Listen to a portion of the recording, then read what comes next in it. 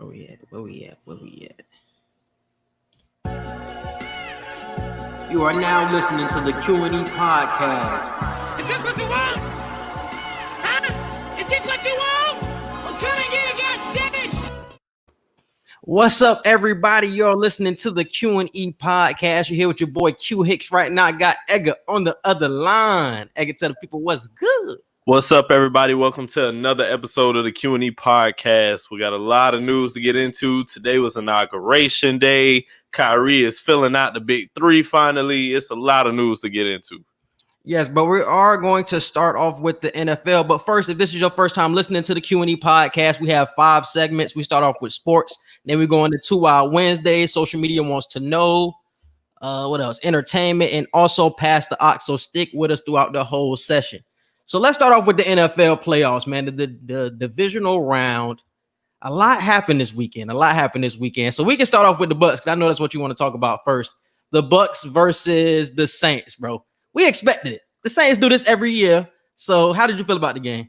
Honestly, I expected the Saints to fold, but I ain't gonna lie, bro. I did not expect it to go like that. Like, that's the last game we're ever going to see from Drew Brees. And I didn't expect it to be like that at all. Did I expect 1 or 2 interceptions? Yeah.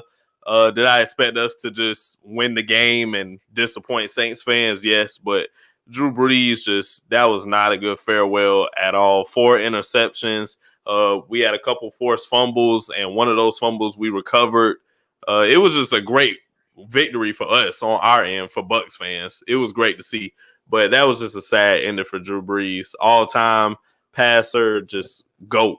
So it was sad. But, hey, on to the next week. Bucks, we got Green Bay. We got to go into the snow, see if we can do it one more time. And hopefully we can make history and be the first team to host a Super Bowl this year. But I felt like that Drew Brees ending was so – what's the word I'm looking for was – man, it was meant to be. Like, that's how you ended your whole career. Like, you can have good seasons. Like, y'all were 13-3 this year, but in the playoffs, y'all struggled. Ever since that 2010 championships, this was the story of his back end of his career. So you couldn't have been surprised. It ended how it was supposed to end, in my opinion. The Bucks killed him. I didn't think the Bucks was gonna get him like that, though. That's what I'm saying. I don't think we expected it to end on that type of level. Like 4 interceptions, I didn't see that for Drew Brees at all. I was honestly surprised. He had a lot of key people missing for him too. Taysom Hill wasn't playing, and I'm blanking on name number 11, Harris. But that's 2 people out of everybody else you got. You still got those are 2 quick pieces. Taysom Hill, that's their offense. You still got Kamara. You still got Michael Thomas, who got completely shut. So we're going to say Taysom Hill was just that important. Taysom Hill is important. Yes, Taysom Hill was their offense. That nigga was used all the time. No, bro. No, he was used all the time, was he not? He was in the game all the time. I'm not going to get him that handicap. I'm not going to get him. Come on, but they still would have lost if they had Taysom Hill. But Taysom Hill would have played. Jared Cook is solid, but he folded. Come on, Michael Thomas is a top receiver in the league. He was hurt. He got shut down. He was hurt. You played, but he was hurt. I don't want to hear that. You played. It's the playoffs. You chose to play. So, hey, I'm not giving you that excuse. I'm not giving them no type of layoff of they didn't have this person playing or whatever. They just folded, and they did not win the game. That's all that was. Sure. They folded for sure. But I'm just saying, you can't act like Taysom Hill. Come on, bro. You tripping. It's a loss. Offense. It's a loss, but I'm not going to say, yeah, that's a key reason on why they lost the game. No, I'm not going to say that. Hey, and shout out to my man James for getting that tug, too. Y'all be trying my man James like he ain't that dude. And they had New Eye Jameis, so they clearly had. They should have kept him in the rest of the game. How he was playing, they should have kept him in the rest of the game. Okay, so I don't want to hear that. They should have kept him in the rest of the game. I don't want to hear that they needed Taysom Hill, John. I don't want to hear what that. Are you talking? Taysom Hill doesn't just play quarterback, bro. I understand that, but he plays other positions. I understand that, but they had Emmanuel Sanders too, and Emmanuel Sanders just ain't get off. Like I don't think I'm not taking nothing away from y'all. I'm not taking nothing away from y'all, but you can't act like Taysom Hill isn't a big part. Is what I'm saying. They folded, but you can't act like Taysom Hill isn't a big part of their offense. So if Taysom Hill played, do you feel like they would have won the game? No, I said they still would have lost, but not like that. That's what I'm saying. I feel like it wouldn't have been no difference. Yeah, like I said, the game, like they killed them. If Drew Brees throws 4 picks again, yeah, you're going to lose the same way. Taysom Hill can't make a difference in that. But will Taysom Hill make a difference where he doesn't fumble? Would he have been the guy that caught the pass instead of Jared Cook? That's what those type of plays. Like when they were in the red zone, is not Jared Cook, but it's Taysom Hill in the game instead of Drew Brees. Like those type of plays. That's what I'm saying. But at the end, they folded, bro. Because wasn't it a tie game at halftime? Was it tied at halftime? I believe so, yeah. Yeah, and then Drew Brees, everybody started to fumble. It just went out of control. That's why I say I'm not taking nothing away from y'all because y'all did y'all thing. But yeah, that's all I'm saying. They did have some key people that didn't play. That's all I wanted to say about that. But let's move on to their next matchup, bro. Of the Bucks versus Packers. The Packers they dominated their matchup with the Rams, bro. So what do you foresee for this matchup? I expect Brady to be Brady. He plays in the snow all the time. Going into Green Bay isn't going to be anything different for him. The vets that we got on our team, I said it on Twitter earlier today. We have some vets that have played in the snow before, so I don't feel like weather is going to be completely on Green Bay side, even though it's still kind of tilted in their favor because they're at home at Lambeau. So I don't want to take that home field advantage. What they talking about the snow? I'm pretty sure it is. It's January. It's the middle of January in Green Bay. I'm 99% sure it's gonna snow. Hey, Brady might have got used to that Florida weather now. Hey, I don't know. He might have got used to that Florida. Nah, he probably itching to go back to that type of weather right now. You never itching to go to the cold. I don't care. I don't care where you from. You're not itching to go back to the cold. Man, when it's playoff time and that's where you thrive the most, trust me, Brady is like, come on, let's go. I thrive in this type of weather. So I feel like it's gonna be a close game. The Bucks, we blew out the Packers and just dominated them completely the first time we played. Hey, don't take that for granted now, because I seen you post that on Twitter. No, I'm not. Post that on Twitter. I'm not. I'm just saying all we have to do is replicate that game. If we can replicate that, then we got a chance at winning this. I don't want us to get big-headed and think just because we won that game that it's going to automatically be a dub for this one. No, if we can replicate that, we got Vita Vea back on D-line, so that's going to help our pass rush a lot more. But I just feel like we got to stay focused and try to do everything that we did this previous game against the Saints. We got to do that against Green Bay. And that's why I don't want Bucks fans to get caught up in the last game, because y'all could have said this about the Saints and the Bucks coming into this game. Like, they handily beat y'all in the regular season. So don't think the Bucks finna come in and just whop the Packers out of the building. The Packers are a completely different team defensively, in my opinion, than they were in the beginning of the season. So I think this will be a closer game. Ooh, who do I have, though? I haven't really thought about who I have in any of these games. I got the Chiefs. Definitely got the Chiefs, but I'm gonna rock with Rodgers, though, bro. I'm gonna rock out with Aaron Rodgers for this one, bro. So who you got? I got the Bucks. I got us going to the Super Bowl.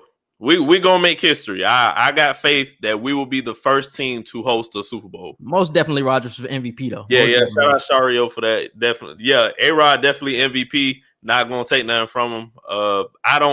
We had the debate for like the past 2 weeks now on who needs a second Super Bowl more, Rodgers or Breeze. I still feel like Breeze is the correct answer, but Rodgers definitely has the opportunity to get it right now this week by beating us and making it there. So I know it's going to be a good game. Yeah. Don't forget Michael Thomas, 0 catches, 0 yards. He got shut down. Thank you, D-Quiz. Thank you. He got shut down for sure. But bro, we seen he did play, so no excuses. But we seen the injuries that dude had. He had like a whole series of injuries that he has to get surgery for. So like you said, he played, no excuses. But bro, man, I ain't gonna act like he was just out there healthy as hell. That's all I'm saying. All right, bro. Let's move on to the AFC though. So we had the Chiefs versus the Browns in an amazing. I love that game, bro. I love that game, especially when Mahomes went out, because it felt way more evenly matched when he left. It felt like the game was way more evenly matched. So what did you take away from that Browns-Chiefs game? I didn't even get to watch the game live. I had to watch a bunch of highlights after the game was over because I was at work, but I was just checking tweets, checking highlights. I seen that one, wasn't it supposed to be like a touchdown or something, and then it became a touchback? Oh, my yeah. God. I was like, bro, what? That was the key. That was the key to the game, bro. If they had that touchdown, they won. I was like, bro, they won. That is the most Browns thing that could ever happen. I was just like, dang, bro. But I said last week, I said, bro, don't be surprised if this game turns out being something that is not, nah, you didn't expect this though. You didn't expect this. What you mean? Mahomes to go out. Oh, Mahomes was the reason it was close. No, Mahomes I didn't. Was the reason it was close though. I didn't expect Mahomes to go out, but nonetheless, I said don't be surprised if this game turns into an actual game and the Browns low key might win. I did say that. I didn't get all this. I'm saying if Mahomes stays in, it's a completely different game. I mean, it's the same thing with your prediction that you did. What? Well, what? What did you say? You said Karis LeVert will end up being the second best player on the Nets. You didn't say you how. Up all stuff right now. We talking about what's going on right now. You didn't say how. You didn't say how. You just say he would. I didn't say trying to use my own shit against me. You bitch. I didn't say how the game would be close. I did predict it to be close though.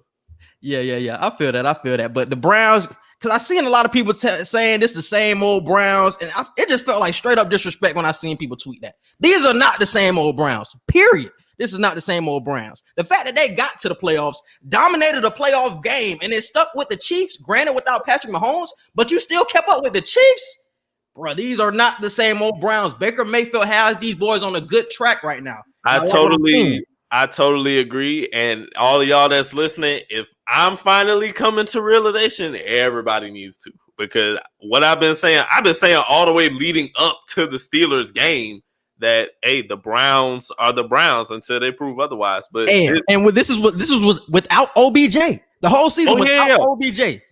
Yeah, definitely. So they finally earned my respect. I will no longer look at the Browns as just the Browns anymore.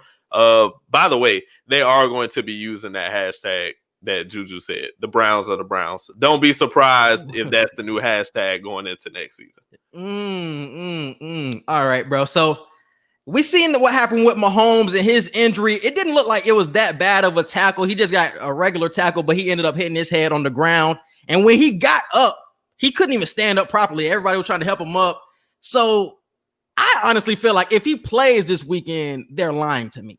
Like he cannot be all good by this Sunday after what I seen on Sunday. He can't be. Like, why do you say he can't be? Why do you say he can't? Because, bro, you're not like that. You're not like that, wobbly like that one week and then all good to play a football game the next week. It's no way in a week time you get healthy and prepared mentally to get back in the football field. You can't be, bro. I can't believe that. So if he plays this weekend, I would be completely surprised.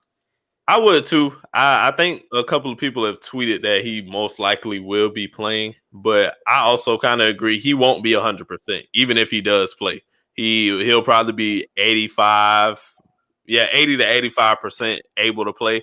But it might be one of those situations where 80 to 85 Patrick Mahomes is better than 100% Henny. You know, so it might be one of those type of situations. Plus, if they give him the decision on if he wants to play or not, he's going to choose to play. But I'm not saying he's not going to be Patrick Mahomes, but I'm saying from a health perspective, if he gets hit in the head again this weekend, what are we saying? I mean, Vic shouldn't be playing. He shouldn't be playing. Michael Vick put himself in that situation a bunch of times. We're in a different NFL right now, bro, where safety is the mandatory. We are, but I'm just saying, Vic was in that same situation where, hey, you done had concussion after concussion, and you sure you want to keep coming back? You sure you want to keep playing? This is a different type of situation, of course, but it's still the same underlying factor of you're not 100%, and it's your mental. It's not any other part of your body. It's literally, can you think? Can you process each down? Can you process each drive? So it is a big problem, but if we can get an 85% Patrick Mahomes, I'm pretty sure he's going to play, and I'm pretty sure he's going to not even look like he's less than 100%. Yeah, because like you said, health-wise, his arm and all that going to be good, but man, I'm telling you, if he get hit in the head, knock on wood, it's going to be a conversation. That's all. It will be a conversation on why he's playing. But I do want to shift over to the Bills game. The Bills played who? The Bills played the Ravens. Bills played the Ravens, and it was a close game mostly until the third quarter when Lamar threw that pick six. So how do you feel about the Bills moving forward into this Chiefs matchup? I feel like the Bills are definitely living up to my expectations. Last season, I was preaching that the Bills are going to be for real. I was saying the Bills were going to win the AFC East, which they did this season. I didn't predict them to go this far, but I definitely predicted playoff domination for at least one game, which they did do. So I'm excited to see what's going on for them. Josh Allen and Stephon Diggs, that duo is crazy. And the way the defense is just playing so sound right now, they literally have the destiny in their own palm right now to get past the Chiefs. I wouldn't be surprised if the Bills win. I wouldn't be surprised if they put up a strong fight in the Super Bowl. But I'm picking the overall talent of the Chiefs to win this matchup. Yeah, I got the Chiefs. If Patrick Mahomes doesn't play, then it becomes a conversation. Honestly, in my opinion, I truly think not the Bills, but the Chiefs would still win even with Henny. I know Henny had that. I know Henny had that bad interception, so everybody think he garbage now, but Henny not garbage. Trust me, when he was playing in the regular season, he was looking good when Patrick Mahomes was sitting out. Or was it last season when Patrick Mahomes was hurt? I think it was last season when Henny came in. And he looked good with this team, so trust me, Henny ain't no scrub or nothing like that. So I think they'll be solid if he does play with all those weapons. I'm about to say you still got all those weapons. You got Tyreek, you still got Watkins, you still got Kelsey, you got everybody else. You still got your running backs. So it's literally you went from elite to above average that can still win you games. I don't see it being too big of a problem. And Henny had the play of the game with that run. Exactly. So you gotta show love to Henny for that, bro. So so let's switch over to the Ravens side now. So Lamar Jackson, once again, he got his first playoff win, so nobody's gonna knock him. He got his playoff win, but he still had the same type of troubles that we've seen in the years prior, where he just couldn't throw the ball down the field.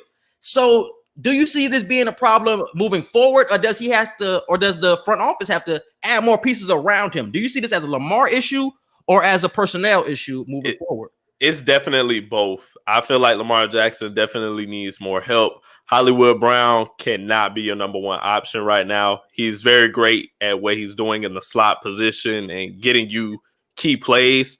But yeah, DeQuez just said need better wide receivers. Definitely. Dez Bryant, age is just not on his side. He can't even be your number 2 receiver as far as I'm concerned. So Lamar definitely needs better wide receivers, but I can't give him no accountability on this. He has to be accountable. Like Lamar, you got to step it up.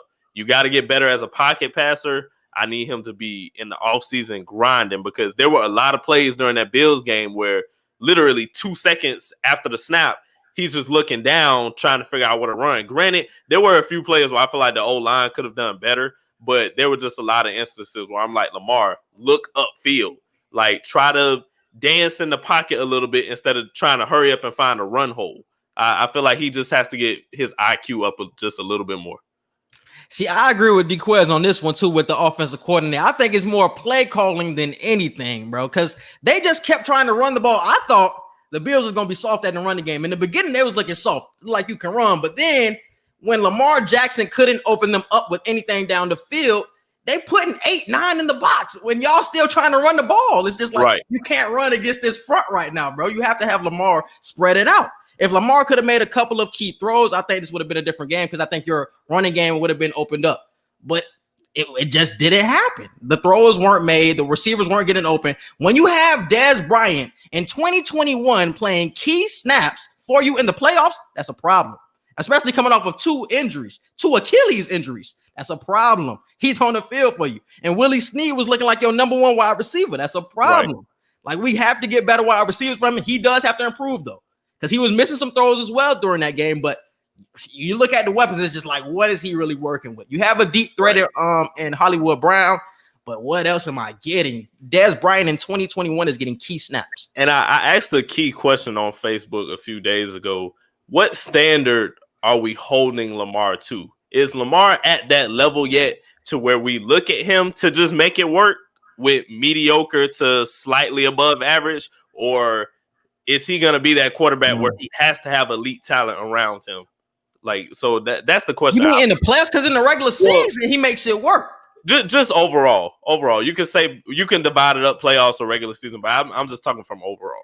I think when you get that MVP tag, bro, I think you start to get that tag of you have to overcome some things, because it was the same thing for Cam. It's just like the standard was raised after he won MVP, and a lot of people question it. Did he ever get back to that standard? So people will have to, or keep looking at you to getting back up to that MVP standard. So he has to get up to that, even with mediocre talent. He has to. Because with Pat Mahomes right now, he's been in the perfect situation ever since he's been a starter. What's going to happen when eventually Patrick Mahomes doesn't have elite talent around him and we really get to see what he can do when it's not the best of the best as his supporting cast? Honestly, hold him to the same standard? Honestly, I don't think that will happen. Because the front office and that ownership for the Chiefs is going to be so good to just keep getting talent around him. Even when the Tyreek Hills start to get older, the Kelsey start to get older, they're going to keep drafting and replenishing talent where it won't be a drop-off, really. It won't be a drop-off. So I don't think Patrick Mahomes will have those same type of pitfalls like a Lamar is going through right now. I just don't see it. Even after Tyreek Hill and the Kelsey are gone, I just can't see a drop because you still see they got a McCole Hardman. And they still got a Clyde Edwards-Helaire. Those are some young boys. Yeah, you still got Sammy Watkins. Yeah, Sammy Watkins. You know what I'm saying? So they still have pieces to grow with that are young still. So I think he's still going to be fine. So I don't think he will ever be in that position where Deshaun is or where Lamar is right now, where you have to make something happen. It's just like he's going to have pieces on the field. And you have one of the best offensive minds ever in Andy Reid. So it's like we can't really say anything bad about Patrick Mahomes. You're in the perfect situation with Patrick Mahomes. A question should be asked: what would Patrick Mahomes be doing right now if he was in Baltimore? What would he be? That's you can make the question that too. If you were to just switch the players, basically, what would we see from Pat Mahomes? And I think the Baltimore would be a different offense. And I think Hollywood Brown, it would definitely be a different offense, but I think Hollywood Brown will be utilized way more for his speed because with Patrick Mahomes, he gonna sling that thing. And people like Willie Snead, he would get more out of people like Willie Snead and Dez Bryant because I think he can overcome mediocre talent just off his arm strength and his arm talent. I think Patrick Mahomes can do that. But Lamar Jackson does not have that arm talent and that arm strength. So we have to give him something. You have to give him something to work with. You know what I'm saying? To overcome his shortcomings for right now. So that's what we're looking at. So I think Patrick Mahomes would be solid if he was with Baltimore. All right. So who you pick for this game? Bills Chiefs? Bills Chiefs. I got the Chiefs. You had the Chiefs. Okay. So we were rocking with the Chiefs. And even if Patrick Mahomes doesn't play? Yeah, I'll still take the Chiefs. Still got the Chiefs? Bet. All right, let's move on to 2 Wild Wednesday. Sir. All right. Bro, this Cavs and Nets game is in double OT, and the Cavs are about to win. I'm blown away right now. Yeah. It's 134, 127. I'm on the Houston and Phoenix game right now. They just started. Let me see. Let me get these pulled up. Dang, I ain't get to see who won out of Philly and Boston. I was looking at the TV. That game was to the wire. Jaylen Brown was going crazy? Yeah. Let me see what we got for the day. Embiid was going crazy too. I think Embiid hit 40 before the game was over. And he damn near shot perfect. Like his field goal percentage was like 80s or 90s. So yeah. I hope they won. Shit. All right, bro. So the first one is Jameis Winston will be the future of the New Orleans Saints. Too wild or not too wild? I'm going to go with not too wild. Just off of the fact that I was the one who said earlier this season, when they chose Taysom Hill to start over him when Drew Brees went down, I felt like that was an indictment to Jameis Winston's quarterback career because it's like, bro, you don't play any other position. Taysom Hill is a Swiss Army knife that just so happens to have quarterback at one of his knives. It's not like he's just a pure quarterback. Jameis Winston is literally a pure quarterback. So when that kind of player gets chosen over you to become the next starter when the original starter goes down, I feel like that's an indictment on your skills. It's just a true tag of we don't trust you to start yet. But I didn't think it was that, though. I didn't think it was that. I thought it was more, I want to see something different with a running style quarterback. So let me see, because that's where the NFL is going, more running style or at least dual threat quarterbacks. So let me see how he will work out in this position while Drew Brees is out, because we know what Jameis is. We've seen him in Tampa Bay, even though I don't think he would have thrown those same amount of interceptions with the new eyes. He's still Jameis at the end of the day. He's a pocket quarterback. Let's see what a Taysom Hill can give us with the dual threat ability. I don't feel like he'll be a permanent future. I feel like Jameis Winston will be a temporary future until the Saints truly see somebody in the draft where they're like, hey, that can be our franchise player. So for the next 2 to 3 years, honestly, this can be Jameis Winston's starting job, and Taysom Hill will continue to do the every other 3 or 4 snaps quarterback surprise plays. So I feel like that's what's going to happen with New Orleans. Bro, Colin Sexton is going crazy right now, bro. Dude has 42. See, I told y'all about the Cavs backcourt now a few weeks ago with Garland and Sexton. They don't even got Garland playing right now, but I'm telling y'all, this Cavs backcourt, bro, finna be something special, man. It's gonna be something special in the future. Definitely watch out for him. And the 76ers won, by the way, 117 to 109. Okay, so yeah. Jameis is definitely the future, though. Jameis is definitely the future. And I think we seen Drew Brees telling him that after the game. Drew Brees was looking emotional. He was like, you're the guy after this. I don't think they're drafting anybody this year. I think it will be Jameis's team, and Taysom Hill would still be in that H-back role where he will be playing everywhere. I think that's what we'll be seeing. But Jameis will have a short leash is what I will say. If Jameis comes in the next season and he tripping with the picks, then they're going to yank him. I'm going to tell him, I'm going to be straight up like that. But I don't foresee that. I think Jameis will be good in that system with an offensive mind like a Sean Payton. I think he will work with Jameis. I think we will see a good Jameis next year. But if he doesn't, if you go back to the old Jameis, he's going to get yanked for sure. I told you, I'm just waiting. I'm waiting. I said this last season. I'm waiting for the chance for him to just. Why are you playing on the black man's downfall, bro? I'm not. I'm just telling y'all. It don't even got nothing to do with it. It's just, bro, he's not good. And it's like, he's one of those people who's not good and everybody just wants him to be good. It's one of those situations. He has new eyes. He couldn't see for 5 years. He couldn't see for his whole career. He couldn't see. Thank you, Denisha. Thank you so much. We do not agree with Denisha. No. Because the only reason that play worked, that he got in for, it was a trick play. It don't matter. It worked, bro. It worked. How often is a play like that? That was literally a Madden play that they pulled. It worked, bro. Why you mad? Why you mad, bro? Why you mad? I'm not mad. You sound pretty jelly. I'm actually happy. I'm happy because he's finally gonna show y'all, no matter what team, no matter what system, no matter what coach, y'all might have 28 TDs, but y'all finna have 33 interceptions. I'm just telling y'all right now. Not with the Saints, bro. We seen it with Brady this year. Even Brady was throwing picks in this system. It was made for Jameis to fail in Tampa. Jameis has been in gonna do his thing. He's gonna do his thing. He's been in like 3 different systems. It don't matter, bro. It don't matter. He finna be solid. Okay. He finna be good. I don't care. I know what's gonna happen. I know exactly what's gonna happen. Because if Jameis see y'all again next year, if Jameis see y'all next year, y'all, he finna get y'all ass. If Jameis see y'all in the playoffs next year, he finna get y'all ass for sure. If they make the playoffs. If they make the playoffs. They finna get back. If Jameis see y'all in the playoffs, he finna get y'all. If they make the playoffs. All right, bro. Let's move on to the next one. Matt Stafford will be the quarterback of the Patriots next season. Too wild or not too wild? Too wild. I think his next destination most likely will be Indianapolis. Phillip Rivers is retired. Matt Stafford deserves an actual playoff team since he puts up playoff type numbers during the regular season. Padford, most overrated quarterback ever. No, I don't feel like that, bro. I feel like you've just been on the trash ass Lions your whole career. Put Put Matt Stafford on the Indianapolis Colts. I guarantee you they go into the playoffs just like how they went with Phillip Rivers, and it might actually be a better team. It's definitely better than the Lions. I mean, it's the Lions are at the bottom of the bottom. I mean, obviously. I mean, I'm just saying with the offensive weapons that Indy got and how solid their defense is, if you just drop Matt Stafford in that situation, they're going back to the playoffs, and they might really be Super Bowl contenders if you really want to talk about it. The Colts Super Bowl. If my man T.Y. ain't there next year, they're not winning anything. I only like the Colts because T.Y. was there.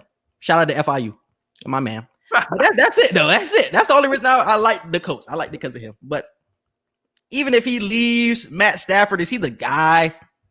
Is he going to get you there? Yeah. I feel like he's somebody who's going to fold in the playoffs as well. Has Matt Stafford even made the playoffs? He's been on the Lions. But I still think he's made the playoffs before. Am I true? If they have, it's not memorable at all. And you're really known just for being the quarterback of Calvin Johnson. Like ever since Calvin Johnson left, I rarely heard about you. No, people always talk about Matt Stafford because he's overrated as hell. He's not overrated. It's just his stats are crazy, but his team is trash. Overrated? That's not your fault. That's literally not your fault that the team is trash. So I'm supposed to play trash because I'm on a trash team. I'm not supposed to have my numbers at least good individually. I agree that it's some bad coaching going. It's just a bad team going on in the Lions. It is. It's a bad, but that's just the last few years. But we can't discount what he did the first. What was that? How long he been in the league? Like 8, 10? Good question. Let's Google that. Has he been in the league for 10 years? You go to the next topic while I Google that. Yeah, I think he's been in the league for 10 years. So we can't discount what he did for the first 10 years of his career. Like that didn't happen. Like you didn't do anything throughout that whole time. And you had Calvin Johnson. So you're just known for being the quarterback of Calvin Johnson, bro. That's it. He's been with the Lions since 2009. And he's definitely overpaid. Most definitely overpaid the question. Okay, now overpaid. I'm not going to deny that. But that dude overpaid, bro. Since 2009. So literally what? 11 years? 10, 11 years? He didn't do anything. Calvin Johnson retired in 2017? 2017. I think it was 16. Might have been 16. And I read, so it's been 5 years. Nothing. They're trash. They're not good. So for the first 7 years of his career, nothing from Matt Stafford. Nothing. Defense was terrible. What type of quarterback gets this type of leeway? No, even with your team being, I'm not giving him leeway. I'm just saying I'm just saying. He's been in the league for 10, 11 years, and he's done really nothing but put up numbers throughout this whole time. Phillip Rivers. He gets no. I mean, Phillip Rivers got to the playoffs, though. Okay, I'll give him that. He had like 1 or 2 deep playoff runs. He had one AFC championship game. Yeah. So he had that. I'll get that to Phillip Rivers, but Matt Stafford doesn't have any of that.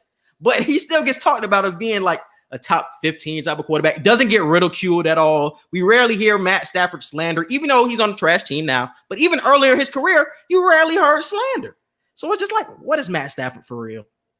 I don't know. I disagree. I feel like he's very solid.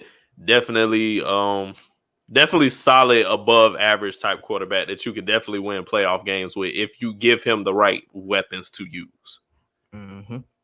All right, bro, let's move on to the next one. That was 60%, not too wild. And the first one about Jameis was 58%, not too wild, that he will be the future. I like the poll. I like it. All right, let's move on to the next one.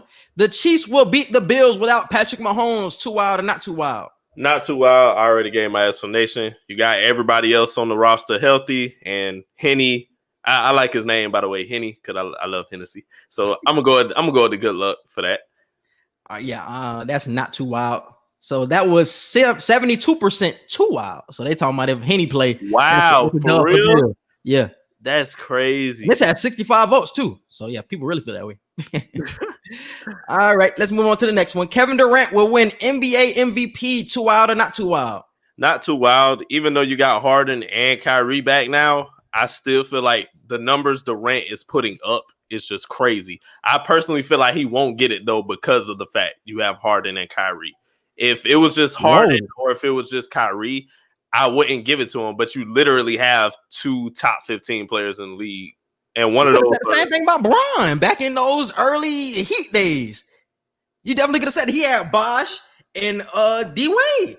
And back in that time, they were top 15 players. I'm saying it's not too wild. I don't think he'll get it. Like if he does get it, if he is the front runner for it, I'll definitely be surprised. I'm just saying.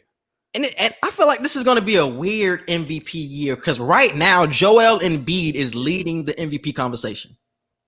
I don't like that at all. I don't like it. I don't like it at all. So I feel like the MVP discussion is pretty watered down. Like you have the Steph in there, you have the Jokic in there, but it's just like somebody can easily rise to the top after a good couple of weeks. And I feel like Kevin Durant can be that guy, especially on this type of team. Oh, his numbers are crazy right now. Yeah. Like over 60% from the field at the moment, 40-something% from 3. So yes, so D-Quest, I did have Luka for MVP, and I still have Luka for MVP right now, but it's just like, it's something about the Mavs that I'm just not liking right now, bro. Yeah, bro, I'm telling you. I watched. Who did they play? They played against the Bulls was this weekend? They played against the Bulls. He had a mean triple-double. I think he had 35 points, 15 rebounds, 13 assists, but they lost by 15 to the Bulls. So it's just like something is not adding up to me over there. I don't know because I don't watch in depth on what the Mavs, on how the Mavs play, but something is not adding up with that type of stat line, and you're losing by 15 to the Bulls. Something ain't adding up to me, bro. Either he's being too ball dominant, or he got to get off the rock. Something has to change over there with that. I don't know. But something ain't clicking. If you getting that type of stat line, losing by 15, something ain't right. All right, let's move on to the next one. And what was that percentage? That was 59%. Not too wild for the KD win MVP. Next one, Cam Newton will find another starting job in the NFL this season. Too wild or not too wild?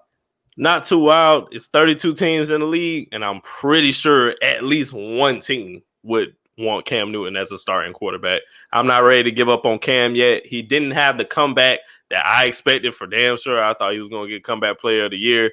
What he said? It's going to be, yeah, Mount, get out of here. That's ugly, Mount. That's ugly. You're off the grid. Why are you commenting? He be on the tube, though. He be on the tube. He be on the tube for sure. Mount Crawford, man, that boy. He don't be on social, but he be on the tube. Yeah, he be on the tube. But yeah, what was the question? What was the question? You talking about Cam? Cam, yeah, I didn't see him getting. I see him getting another starting job. He didn't have the comeback I expected at all whatsoever, but not ready to give up yet. He got something left in the tank. I honestly think he's either gonna go back.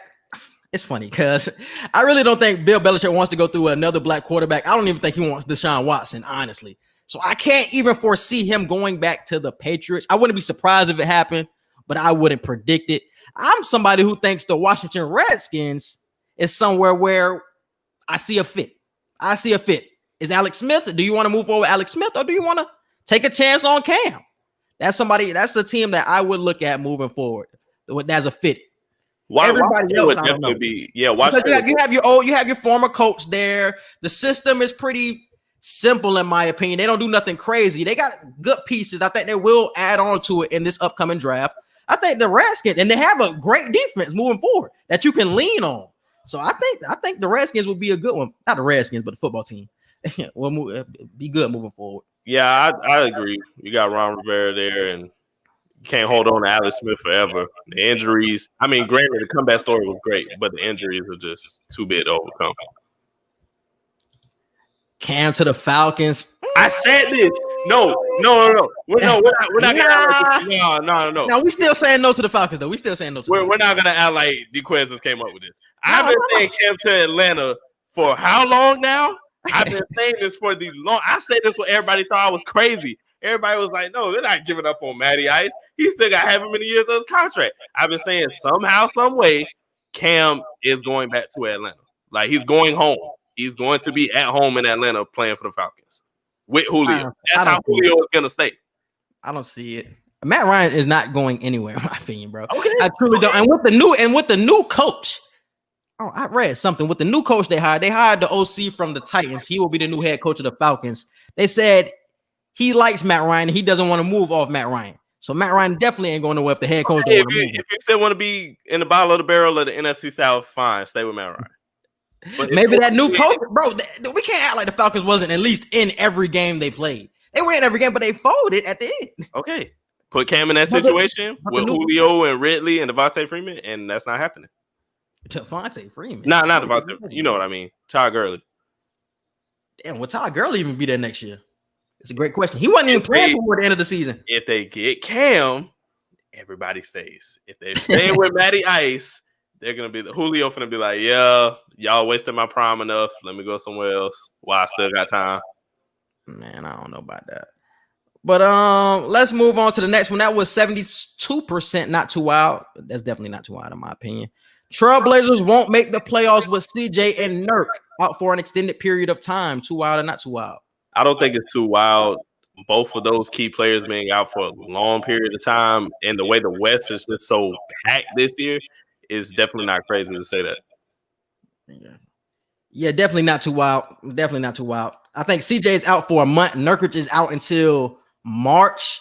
And even CJ, because he has a fractured foot, I don't think he will come back in a month and be the same old CJ that he was like he was playing earlier in the season. Like he's having a career year right now and getting hurt in the middle of his stretches. That's hurt. That's going to hurt right now. Because Dame had a big game yesterday and they still lost by 20. Right. So it's looking real bad for the Blazers moving forward, bro. So definitely not too wild. And that was 87%, not too wild.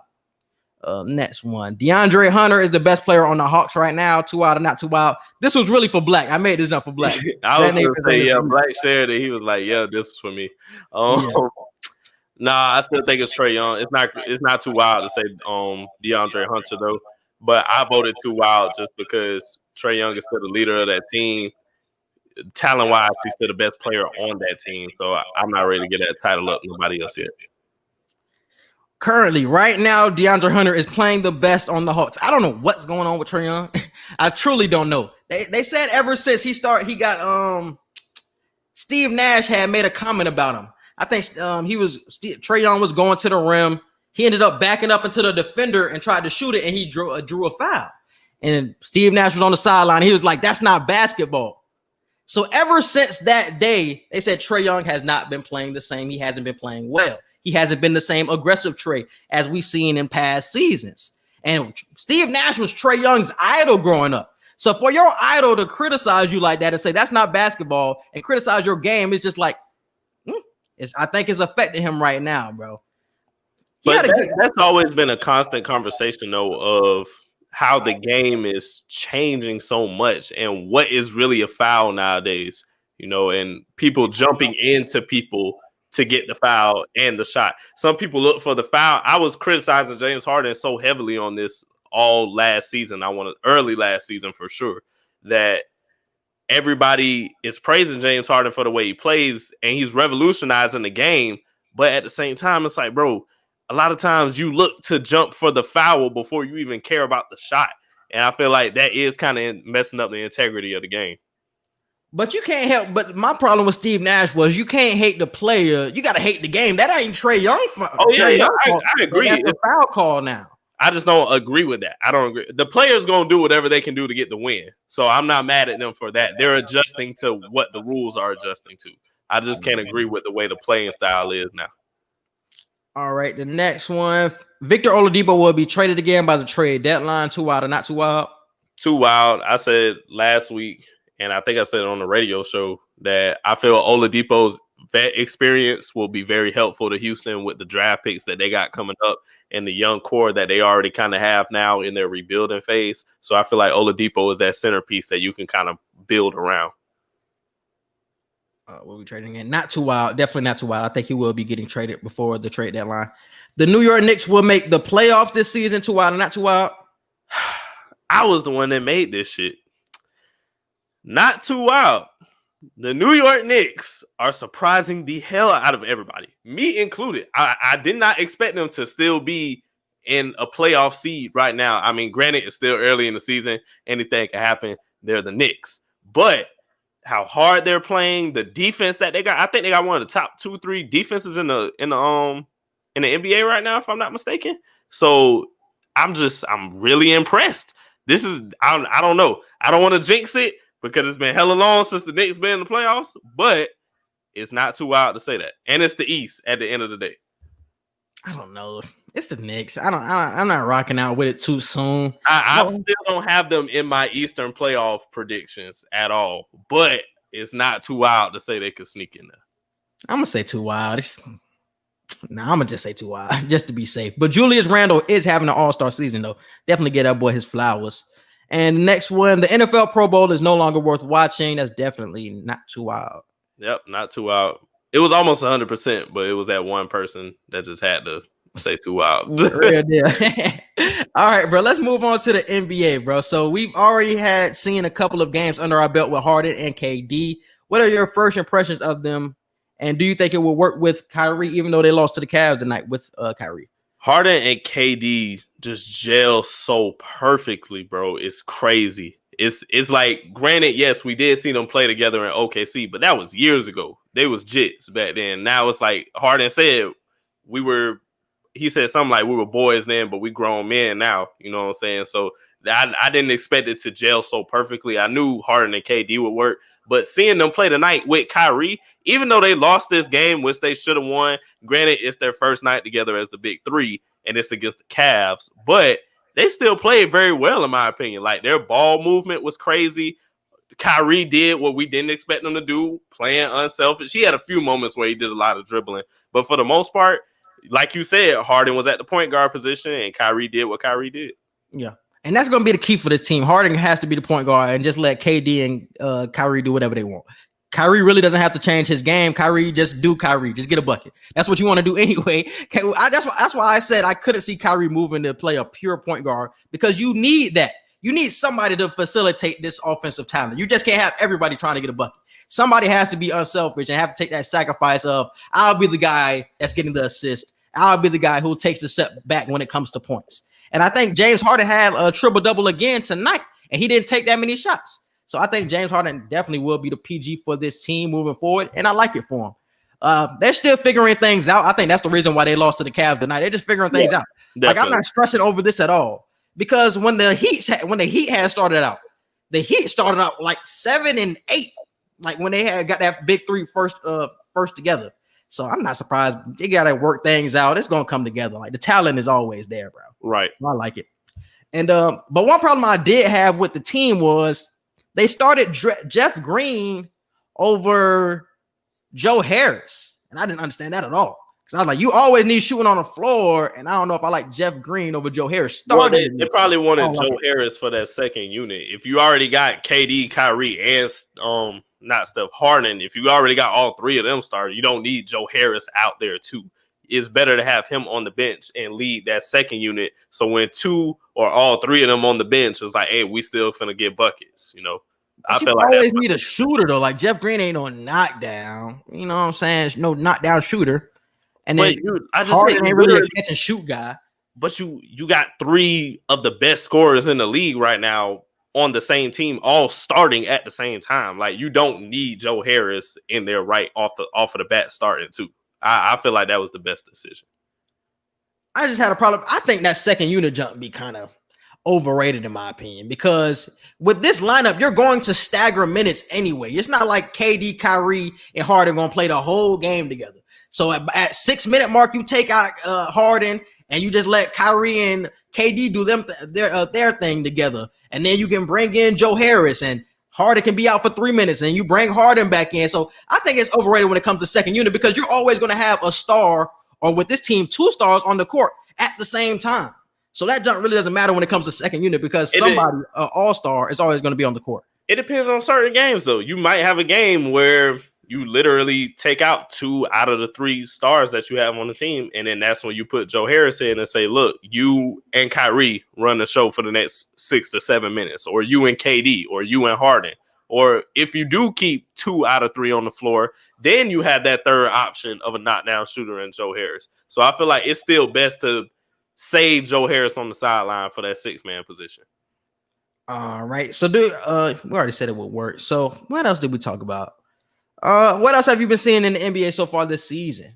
In the NBA, Luka, like you said, the Mavs is just, I don't know. I got the Mavs going to the playoffs. I know Luka is going to be Luka. It's just, I'm still, like you said, something just different about the Mavs right now that's not completely selling me on them at the moment.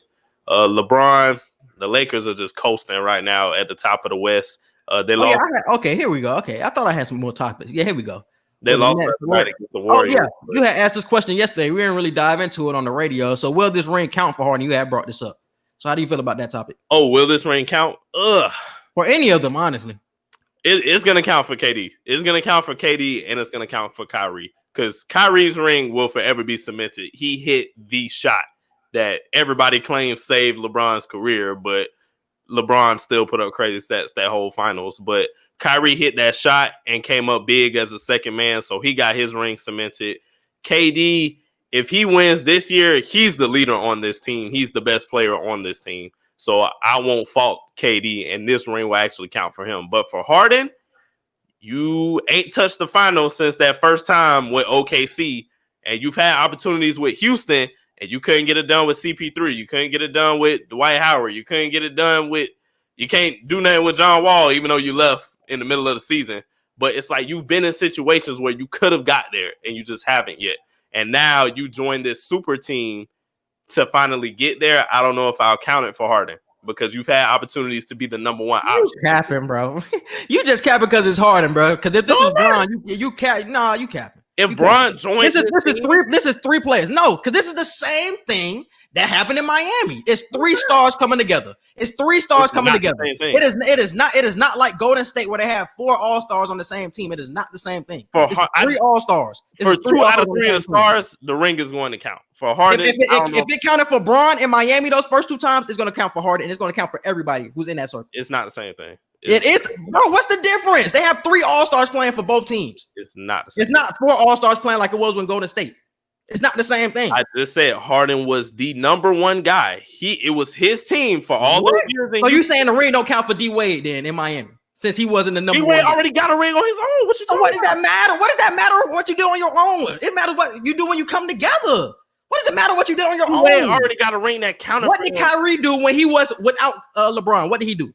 Nothing. Kyrie came up. Telling me his ring don't count when he was with LeBron? Kyrie ring does count because he didn't go to anybody. LeBron came to him. That matters as long as y'all playing together. That don't make no difference. Y'all playing together. All I'm finna say is they better win.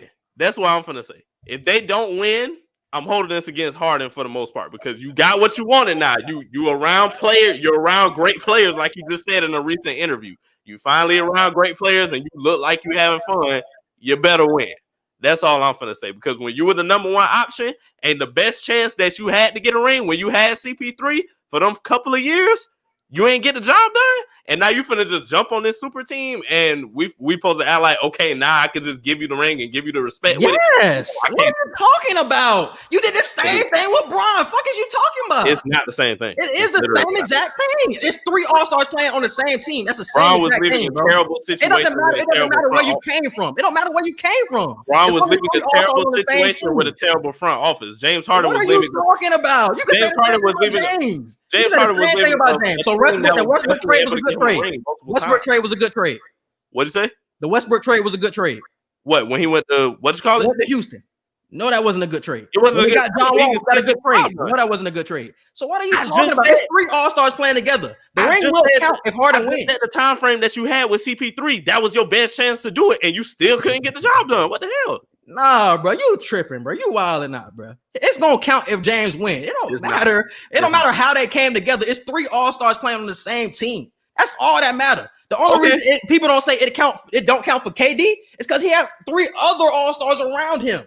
So you were the 4th all-star. It wasn't even a challenge for you to get a championship. It's going to be a challenge for them to get a championship when they're playing against the Lakers. Come on, bro. Knock it off, bro. Okay. Knock it off. They better win. That's all I'm going to say. Knock it off. All right, next one. You got the You got the Nets and the Lakers, bro. Who you got? What, if they met up in the finals? They met up in the finals, yeah. I got the Nets. The Nets should win.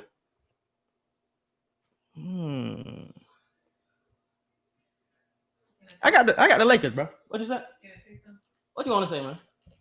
I want to give Josh Allen a shout out. She talking about she want to give Josh Allen a shout out. Oh, I'm about to say we talking about basketball. Hey, where's Jay on my headphones, bro? I told her to bring the headphones in. Yeah, Jay writing down something. Oh, all right. Where we doing something? Damn, what? I ain't ready. All right, bro. All right, let me see who I got. I got the Lakers though. I think the chemistry will be too much, and I think it will carry them over the Nets. I think it will. I think the Nets still will have problems in the locker room. On the court, I think it will work, but in the locker room, I think it will be problems. And the Lakers are cruising right now, bro. You can't take away what they're doing right now, even though they did lose to the Warriors a couple of nights ago. The chemistry is on point. So I got. Yeah, I agree. Yeah, the Lakers are they cruising right now. Like I said, if they met up in the finals, though, I gotta go with the squad that literally is supposed to be the scariest team in the league right now. I gotta go with that team. Shit, you could have said that about the Bron team when they lost to the Mavs. It's like shit. The Mavs was solid, and they beat Bron them. Oh, you talking about when it was the Heat versus the Mavs? Yeah, I'm talking about back in 2011, 2010, whatever that was. So it's like just because you got them together don't mean it's gonna be a championship. That's why I think it's a real question of who wins. I got the Lakers though, bro. It's gonna be tough though, most definitely. And I want to dive into this topic as well, bro. Urban Meyer going to the Jags. How do you feel about this? And do you think it will work? This pairing. I don't know how I feel about it. I really don't know. I mean, you got a college mind paired up with a college mind that are both elite. Speaking of Trevor Lawrence and Urban Meyer, I feel like it'll be a good foundation to build on. Do I see instant success at all? And when I say instant for the Jags, that's 1 to 2 seasons. No, I don't see that at all. But it's a good foundation to build with. Trevor Lawrence is going to be an amazing star. I feel Urban Meyer has a great enough mind to be a dominant coach in the NFL. Plus, who's all in the division with the Jags anyway? Got the Colts, Houston, Texans. Not Texans. Colts, Houston, Derrick Henry team, Tennessee. Titans. Yeah. Honestly, you got a chance to be the third best team in that division because the Texans are just going downhill from this point. Deshaun definitely finna get out of that. so you got a chance to be the third best, possibly the second best if you draft well and if Trevor Lawrence just play lights out off a rip. But yeah, you got to. This is what I want to ask you, though, bro. This is what I want to ask you because this is the problem with Urban Meyer. It's not even with his coaching. It's like, how long are you going to be there? Because when you were with Florida, you were there for a cool little minute. You had health concerns. You bounced for a little minute. Then you went to Ohio State. You were there for a little minute. You bounced. Then you left for a little minute. So how long do you foresee him to actually stay as the Jags coach before he's saying he has health concerns? Because that's my main problem. I don't think he's healthy enough, especially in a more stressful position in the NFL, to stick around for a long time. That is a very big concern. I ain't think about the health aspect of it. That ain't really something you can control for the most part. But that's why I thought it was so risky in the first place for him to even come back, because we've seen this before. Like every few years, like he had a brain cyst at one point. I remember seeing him on the sideline. He was bent over like he was having. I remember that. Yeah, like it's like, bro, this is like a serious issue. A brain cyst, that is serious. So it's just like, I don't want to see you pass out on the sideline, no crazy shit. From that standpoint, I'm not really sure. I'm not sure what to expect from him. I mean, if he takes the job, I hope he can keep it for as long as he can. Knock on wood, as far as being healthy and all that. But I don't know. I didn't think about it from that aspect. And coaching wise, I don't know if it will translate either, because I think he's somebody like a Nick Saban, where Nick Saban wanted control of everything, and he wanted to have a good control of the players' minds, where you tell them what to do and they'll do it type shit. When Nick Saban came to the NFL, shit didn't go the way he planned when he went to the Dolphins. He had to go back to college. I think it's going to be the same way with the Urban Meyer. Well, he wants to control, and he wants to, and I heard he wants to be like the GM. He's going to be making a lot of the GM type decisions as well. So I don't know if that's going to work out for him. If he gets that type of position where you kind of are the GM and the head they coach, say he got that. They say he got that. Oh, if he got that, then yeah, I feel like you can kind of have that mindset of you're not going to be able to tell players. But that's what I'm saying. It's a difference on the way you talk to players, bro. And I think he's used to talking to players like that. That's a big difference. I feel like he can fix that off of the fact that you've seen examples of it before, like you said, with Nick Saban and Harbaugh. Was it Jim or Joe Harbaugh? Jim was Harbaugh. The one. You've seen the example of Jim Harbaugh and Nick Saban that you can't talk to these players and control these players the way you do in college. So some people think that though, bro. But if you see the example that it doesn't work 2 times, possibly a few more. Jim Harbaugh worked though. But he went to the championship. But he understood during that time frame when it was going good. He understood that these are grown ass men. Like, these aren't college. I mean, college students, some of them are grown ass men, but they're still students at the end of the day. I feel like Urban Meyer has that understood, and being in the GM position as well, he'll have the type of control that he wants. So I feel like that's honestly why he's taking the job. Because that don't really matter if anybody is the man. You talking to grown men, period. It don't matter if I'm that guy or not. You can't talk to me like I'm just anybody or like I'm a college student. When I'm a 28-year-old grown ass man, you can't talk to me the same way. 32 or 33. Yeah, with 4 kids, bro. You're not gonna talk to me like I'm some little ass boy. Like, that shit ain't gonna fly. For sure. So it don't matter if I'm that guy. It don't matter if I'm the quarterback of the team. If I'm the damn defensive lineman, if I'm the third stringer, you just ain't gonna talk to me any kind of way. That's what I'm saying. So if you're the GM, you still ain't gonna talk to me any kind of way, bro. That's disrespect, period. I mean, it is, but we can't assume it's gonna be on a disrespect level. You can talk to people crazy without, as a coach, you can talk to people crazy without getting disrespectful necessarily. Bro, we're gonna see. I did want to talk about something else. Did we talk about Trevor Lawrence and trading that pick? Nah. We didn't talk about that. So do you think they should trade the number 1 pick for Deshaun Watson? I don't know. We talked about this. I don't know. No, just from the standpoint of if Deshaun goes to the Jags, who the hell else are they going to get? That's the biggest one. Right? Because you literally would just be leaving Houston just to go to the Jags, and you're like, now we're sad for you again. Like, they got the most cap space, I heard, so they could get some pieces for my boy, unlike Houston. It's the Jags. It's not a good enough market to just attract. Even if you get Deshaun, it's not a good enough market to just attract other people like that. So I feel just stick with getting Trevor Lawrence, build your foundation with that, and become a strong AFC whatever team that would be in the future. I think they should trade the pick, and this is just going back to the point I made before of I don't know how long Urban Meyer will be there. Because if you want to set some precedents with or set a culture with the team, you want to set a good culture for Trevor Lawrence and things like that. You want somebody who's going to be there, who's stable, who's going to be there a long time. But I don't think Urban Meyer will. So if you get somebody like a Deshaun in who can possibly, if you get the right pieces around him, get you to the playoffs by not next year, but the year after that, I would do it. I would do it because I just can't see how long Urban Meyer will be there. So I will try to make all the win now decisions I can right now because I don't know what will happen with Urban Meyer. And it was something else I wanted to talk about. We can move on to the next one. Social media wants to know the first one. Where should Dak want to play next season? You said Dak? Ooh, Dak Prescott. I have not thought about that. Because he is a free agent after this season. I'm pretty sure they're not going to franchise tag him again. So I think he can go wherever he wants. Damn. I ain't even thought about that since he got hurt. You talking about the Colts? The Colts would be a good one for Dak. True. A lot of good ones for that. Dak can go to Chicago. I ain't thought about. I'm not gonna lie to you. I've not thought about that since he got hurt. Dak No got disrespect. options, bro. No disrespect. Cause I rock with that. It's just he ain't been on my mind. You talking about Dallas? I do not want that man back in Dallas. Nah. Just don't go back. Bigger and better things. Chicago makes sense. Indy, I already got Matt Stafford going to Indy. San Francisco, is that an upgrade over Jimmy G? Are they on the same level? Will you say no? Right now, they're kind of giving me same level vibes. Me too. What about Washington?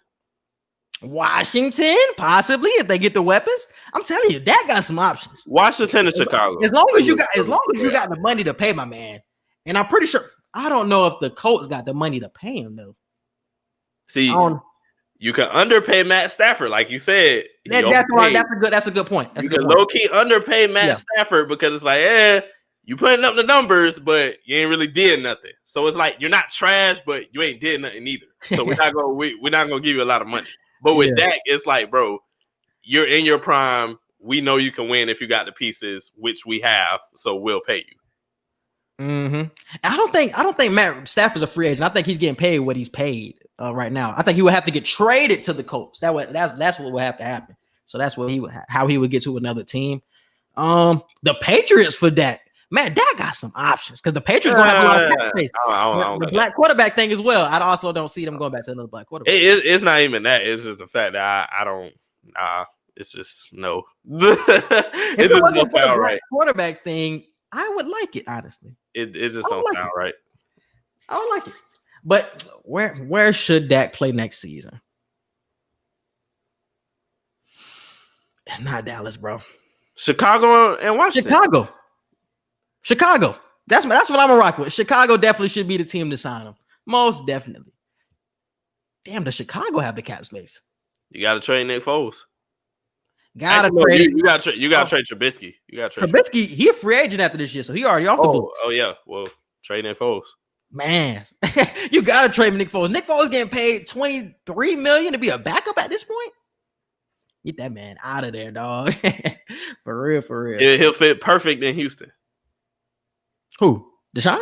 Nick Foles. No. Oh. Yeah, especially if they're trying to tank. Hell yeah. That was definitely Nick Foles. All right, bro. Let's move on to the next one. Okay, yeah, my big homie has sent me this one. Uncle Rob, the barber from Twitter, has sent me this question. What would sports be without black people? Football, basketball, baseball, and track. What would sports be without us? What is the answer? I feel like I've seen other people have this conversation plenty of times. We are the focus point of each of these sports: football, basketball, baseball, and track. First off, shout out to the MLB. This happened a couple weeks ago, but it took them forever and the damn day to do this. They're finally adding Negro League sports, Negro Major League Baseball sport analytics into the entire MLB. So now a lot of records are going to look different now. You're going to have Negro League records above the MLB records that weren't there before, that should have been there this whole time. So just shout out to the MLB for that. But it honestly, I don't want to say it'll be boring because don't get me wrong, there are a lot of white talented players and other races, but it's just, I don't know. We make the sport. Basketball would be boring though. Basketball would be boring. Basketball, yeah, I ain't gonna lie to y'all. Boy, basketball would be boring as hell, bro. Football, baseball. I think baseball can survive without black folks. Baseball can survive without black people. Baseball can survive. Track. You have to have black people in track. Have to. Football, same thing. Baseball and football would survive without black. Football can survive without black folk? Oh yeah. That's 70%. It won't be the entertainment level or the skill level, but it's a lot of tough white dudes out there. I'm not even going. And now you got players coming out like the Christian McCaffreys now, who are those every now and then you got those are outliers at this point. no, but I'm just saying though, like you got players like that emerging now. So it's like I totally agree. Without us, a lot of these sports will be way less popular and way less watched than what they are. But I don't want to say they all would just be in the gutter. Baseball wouldn't, but football would, basketball would, because who's dunking for real? Who's black and dunk or white and dunks for real? Like we still want to see dunks, even though it's more of a 3-point game now. We still want to see dunks every now and then to get us hyped, even though it is a more of a 3-point game. Basketball is honestly the one where over football where I think they could survive without black folks because of the way they're playing now with the 3-point shooting over football. I think basketball would be that. I think it would still be boring as fuck, but I think basketball is the one over football. If I had to pick between, I think it's basketball. I disagree. I think football other than baseball is the number one, but if I had to choose the number two, it would be football. Number two, like I said, football without black folks, bro. It's no speed. Even though you got the Christian McCaffreys and all that, it's like I think he's an outlier, bro. Ain't too many niggas running. And you got players like George Kittle now. You got the Travis Kelce's. And when we talk about black folks, are we talking about mixed people too? Like those getting out of there too when we talk about black folks, right? Anybody with black people. Yeah. That's why I would say basketball over football, because you getting all of those people up out of here. It's like, oh hell no. I just think basketball because the way the game is played today. If we had this conversation back in the early 2000s where it was really about the dunks and really about the hard-nosed game, I would definitely say football. But between right now where it's just revolved around 3-point shooting, those white boys can shoot that rock, man. They can shoot that rock. I'm not gonna lie. It's a lot of these teams in college that have a lot of 3-point shooters, white 3-point shooters, and they go deep in the tournament, in the NCAA tournament. That's just how it works. That's the game we live in right now. So I would definitely rock with that. And DeQuest said hockey would be dominant as fuck. If black people were in hockey, we're already barely in there. Yeah, like we barely in there already. Yeah, but another. Why aren't more black people in hockey though? Because we don't want to skate. I feel like most of us don't live in hockey environments for the most part, and the few of us who do is like we're not. Culturally, we're not centered around that sport. When you grow up, hockey is never pressed on you as a black child. But I'm saying, like, even for the black kids that grow up in that environment, it's only like one person playing professional hockey or a black person playing professional hockey right now. And I'm pretty sure it's more black people that grow up in a hockey environment that aren't playing the sport. Oh, like I said, because culturally that sport ain't pressed upon us. It's just not. Oh, another sport, soccer. What more black people will be in soccer now. More parents are getting their sons or their daughters into soccer. Okay, if we're not counting this future generation, what would soccer be without black? I feel like it'll survive. It would definitely survive. Most definitely. All them Hispanics over there, and South America. First of all, they run that hockey shit anyways. So you mean soccer? You mean soccer? Soccer, my fault. Yeah, they run that soccer shit. So definitely, they will survive. Most definitely. Yeah. Most definitely. I think that was it. But yeah, we are the blueprint on how to be successful in basketball and football and track. So I totally agree. Without track probably over everything else is like the one where you could white people in track. Get the fuck out of here. Get the fuck out of here, bro. Yeah, shout out to Jesse Owens. Jesse Owens put the world on notice. It was like, hey, that's just one of us. Now imagine if it's a whole team of us. Mm-hmm. We running y'all out of here. Like, not even trying to be disrespectful. We running y'all out of here. Yeah. But will we consider Hispanics black too? Not unless they're Dominican. That's a good question. That's honestly Dominican is the only one I'm counting as black because they do have black in them.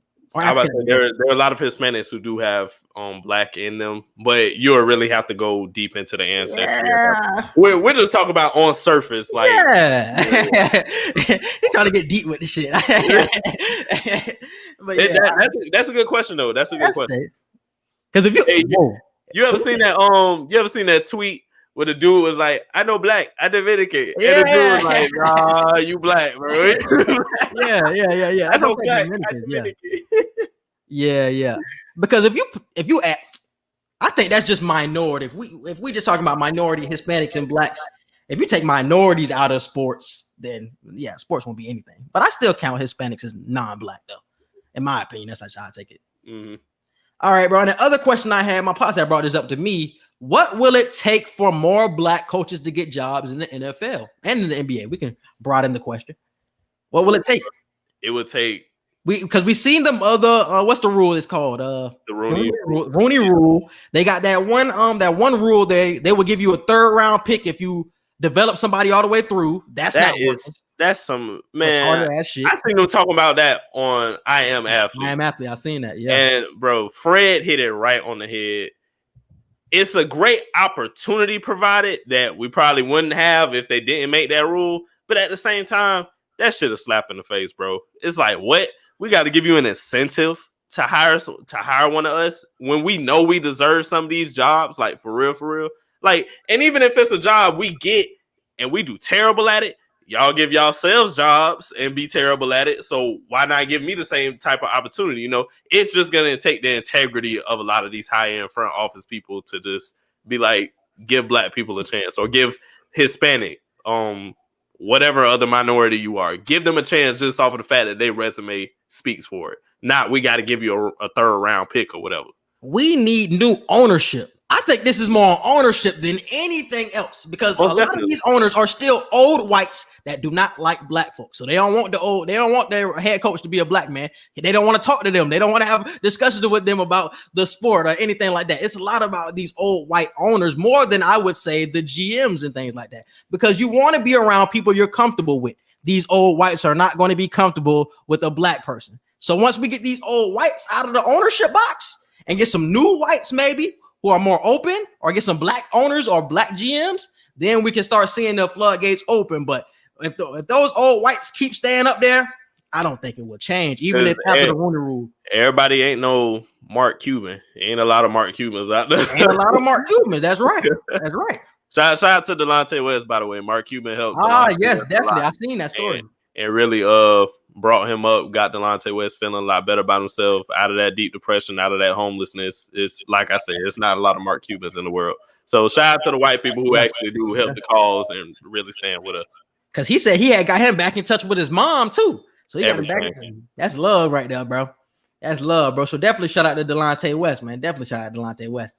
Any other comments on what will it take for black coaches to get jobs? No, I totally agree with what you're saying.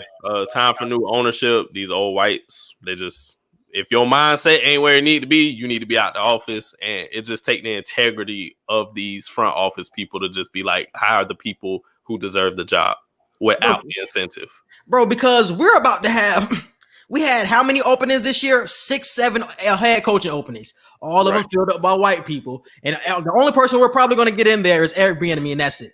Like, you telling me Jim Caldwell or whoever else isn't qualified to get a job? And peep this, bro. Peep this. This is what happened to the Lions. The Lions, last year with Jim Caldwell, they were 9-7.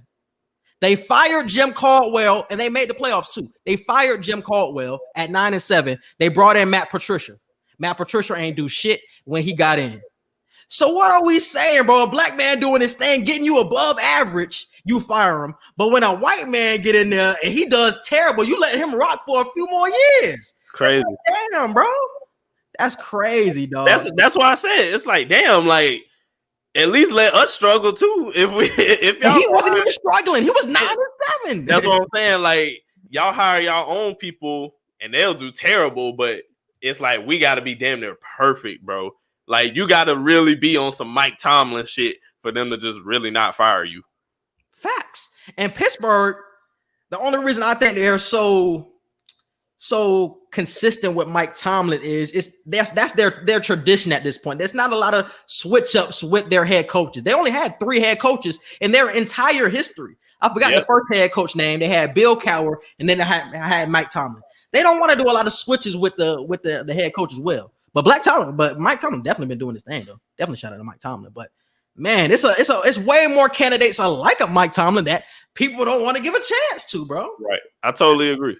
That's crazy, man. That's crazy. All right, let's move on to entertainment and current events. We had the inauguration today, bro. What was your reaction to it? I did not watch it. I wasn't really interested. I seen clips and videos and stuff, but shout out to Kamala Harris being the first black woman to be inducted as a vice president. So history was made with that. Shout out to all the black women out there and little black girls. You can do it. It can be you one day, same way it was for young black men when Obama got in office. So it was great to see that.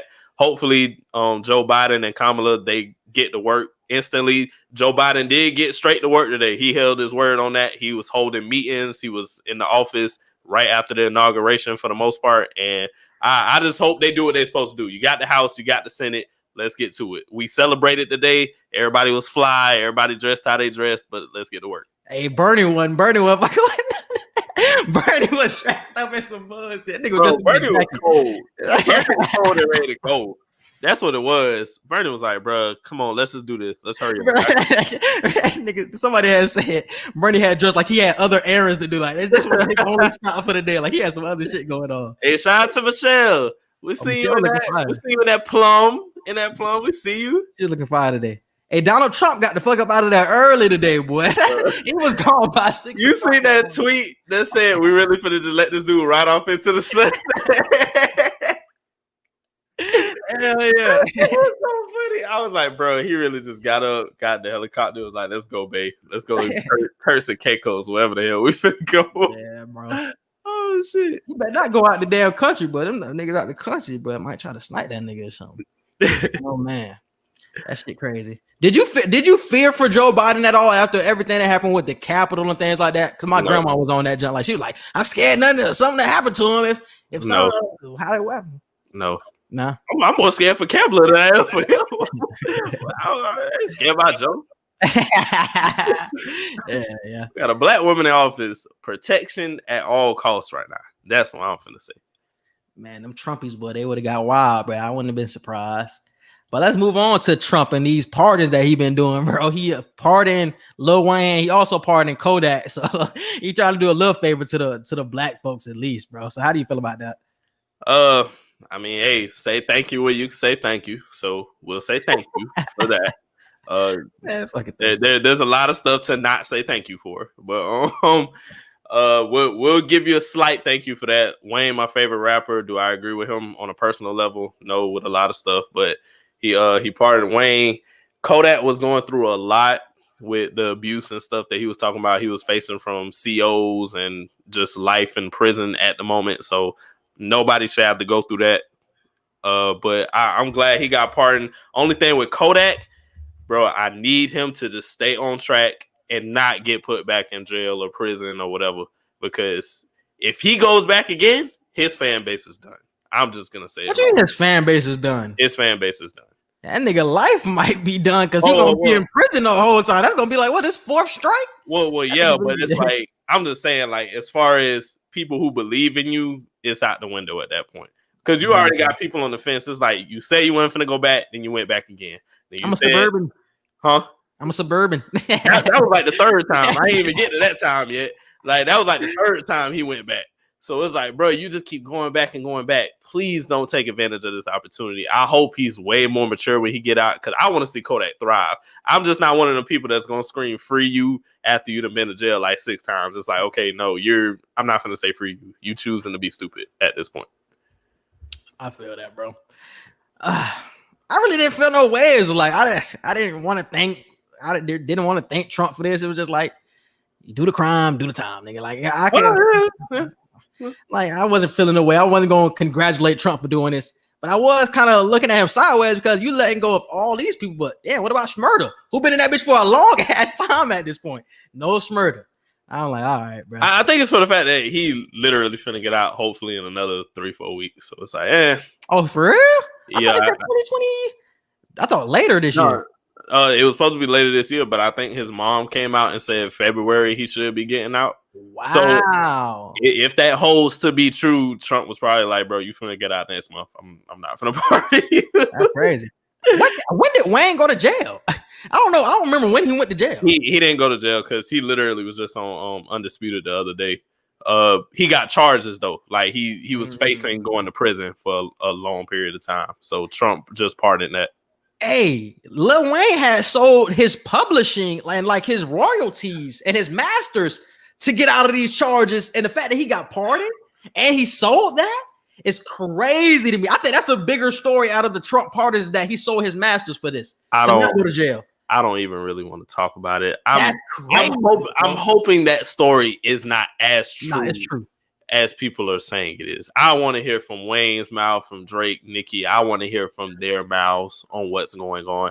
Because if you honestly sold the masters to all three of y'all for a certain whatever amount of projects y'all did, you know how much generational wealth for y'all families that y'all just literally, well, not y'all, because it was Wayne that did it, that you literally just gave away. Like, I don't, for shit price, like he did it for like 100-something mil. I'm like, what? Like, y'all shit worth billions put together. Like, let's be honest. Like, that's just crazy to me. Yeah, that was the biggest story. And what I heard about him selling his masters, that he didn't sell all of his masters. He just sold the cash money portion of his masters. So they said that could have been like 30% of his entire publishing.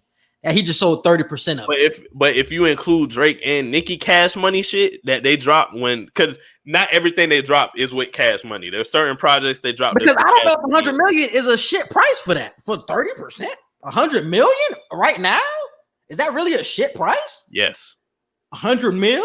Future investment wise, yes, that's terrible. I don't know how royalties work, so I would have to know how royalties work, but 100 million. It would literally be like, I sell something to you for $5, and then 10 years later, you get $500,000 for it. It would be like that in a sense.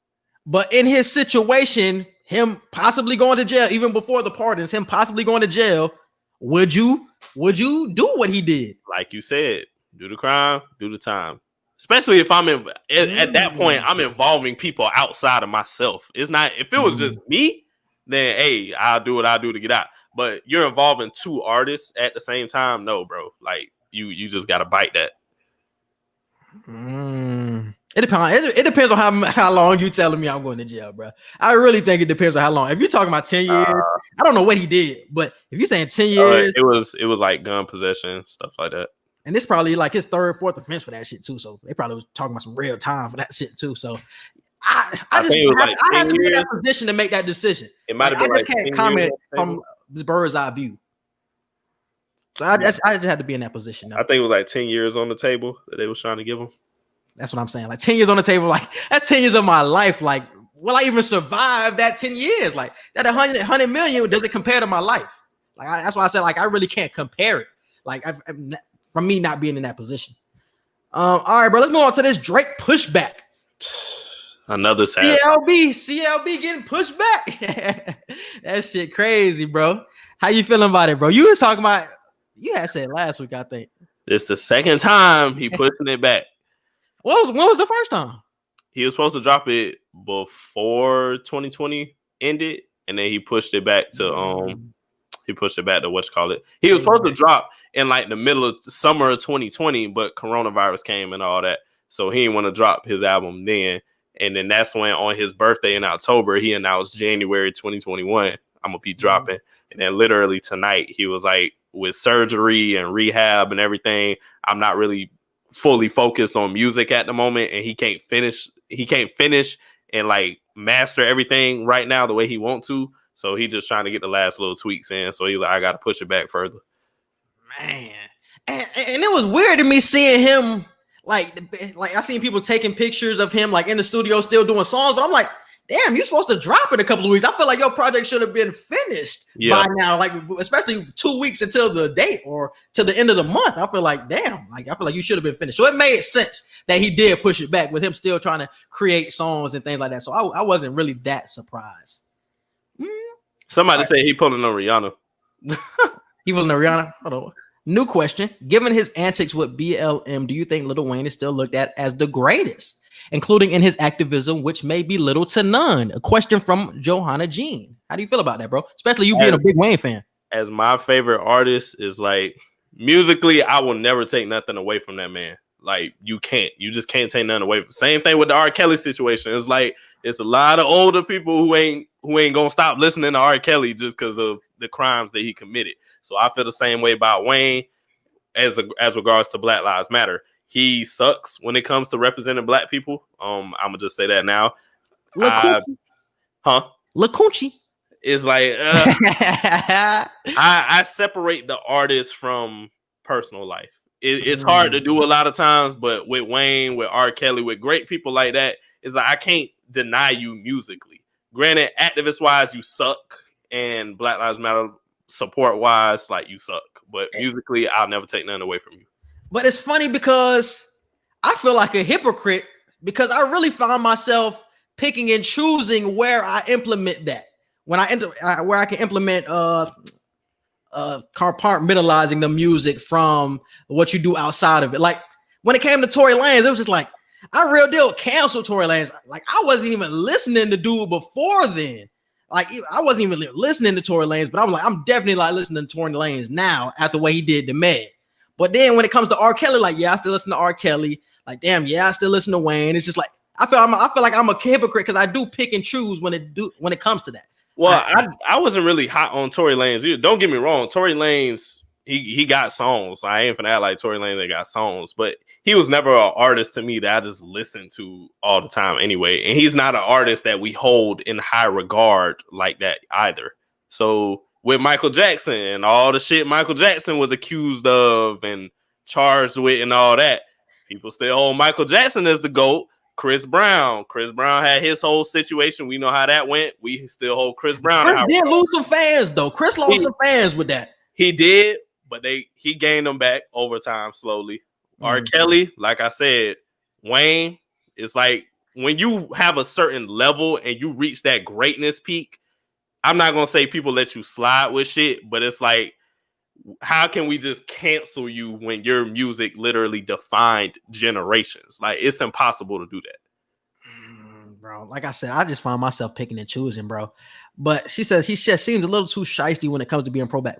Wayne is not pro-black. Wayne's not pro-black, period. He's not pro-black. And you go to that Trump side, you're pro-black is out the window. Like, I don't know what he was trying to do with that anyway. Yeah, because I think people were trying to compare him and Ice Cube.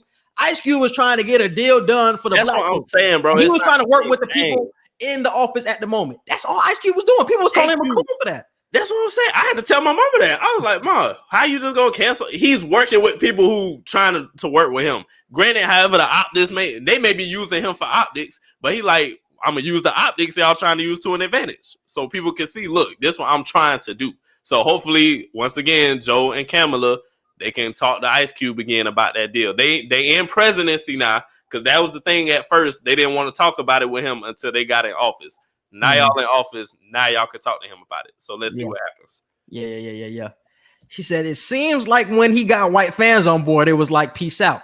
Edgar has an actual cool story on when he actually turned, bro. The story about the cop. Yeah. Wayne, ever since Wayne got saved when he was a child by a white police officer, his whole outlook on race changed. It was like, look, not everybody, which is right. Not everybody is racist. Not every white person is evil. We shouldn't walk around thinking that about any race. But he acts colorblind in every situation. Like he's not from New Orleans. Like he's not from a poverty-stricken environment where police brutality was for real and where racism did exist. You know, and just as a black man, you go through racism way more than anybody else in the world. Well, black women as well. But I'm just saying the fact that you got saved one time by a white police officer and now all of a sudden you just don't think color matters. You don't think racism exists. You got white fans and you got all these white people at your shows. Like, no, bro, like stop. You're being ignorant to the whole fact of racism. And I hate that. And I actually want to go back to your Michael Jackson point because that's a great point. Because once again, that goes back to the picking and choosing thing I was talking about. How we pick to say, no, cancel R. Kelly. Like, oh, he was doing all that with the girls. But we still listen to Michael Jackson. And I know it's still a lot of people that listen to Michael Jackson, even though he was accused of doing all that bullshit with them little kids. So that's what I'm saying. Like, I feel like all of us have that hypocrisy when it comes to this, bro. We have. Like, we can't lie about that. It's low-key a little bit bigger than just the allegations and charges with Michael, too. It's the fact that you didn't like the color of your skin. You didn't like your nose. You didn't like what made you black. And you changed your entire appearance. Like, and we still accepted him like that wasn't a problem. Yeah, we still accepted that. So it's the fact we accepted you through that. We accepted you through all the allegations of the child stuff and everything. So it's like people know how to separate the artist from the personal stuff. It's just who do you want to do it with? Exactly, because I feel like people are way more harsh to R. Kelly when y'all really turn a blind eye when it comes to Michael Jackson. Yeah, because a lot of people talk about I ain't listening to R. Kelly. No, I'm like, yeah, all right. be at a family cookout and act like you ain't finna sing along. Okay. No, but I've been like Trayvon has told me stories like his girlfriend Trinity, like she tells him now, like, don't turn on R. Kelly around me. Like, I'm not doing that. Like, she really canceled him to the point. So it is people out here that are really canceling R. Kelly, but not to the extent of what you would think. Like the social media will build you up to believe. Like social media think nobody listen to R. Kelly no more. Nobody. Exactly. Like, nah, people still listen to R. Kelly. Like, I'm not gonna say he ain't guilty or nothing. Do I think he just did all this stuff with all these girls? Do I think he did all this stuff with all these girls that's coming out? No, I feel like some of these people lying, but you did something with somebody. You did enough to be looked at. Hey, look, I can't support you no more on a personal level. But music wise, I ain't finna act stupid like you didn't make all these damn classics. Yeah, for sure. Like my mom considers him the GOAT. Like she's like, when it comes to music, R&B GOAT, that's R. Kelly for sure. So like, I can't turn away from that, bro. Like, you the GOAT, King of Pop, Michael Jackson. You know what I'm saying? King of R&B. Like you just can't turn away. And then you got Lil Wayne, the king of what would you call his category? Hip hop? Yeah, hip hop. Yeah, hip hop. So yeah, I just can't turn away from that, bro. So that was a great question. Thank you for that. Johanna Jean. All right.